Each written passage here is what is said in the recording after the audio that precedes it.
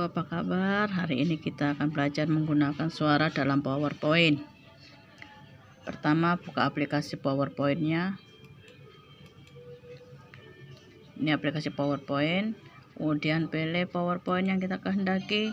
New Set. Pilih aplikasi yang kita mau, yang kita kehendaki. Misalkan ini kita pilih. Kemudian insert, pilih ke sebelah kanan audio, recorder.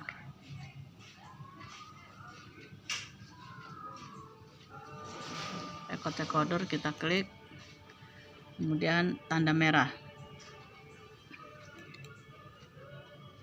Selamat siang anak-anak, apa kabarnya hari ini? Mari kita belajar dalam keadaan sehat, dan sebelum kita memulai pembelajaran kita berdoa dulu bersama. Berdoa, semoga Tuhan Yang Maha Esa Allah Ta'ala menjadikan kita kecerdasan.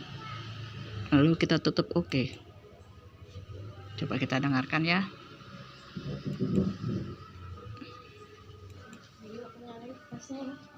Selamat siang anak-anak, apa kabarnya hari ini? Mari kita belajar dalam keadaan sehat, dan sebelum kita memulai pembelajaran kita berdoa dulu bersama.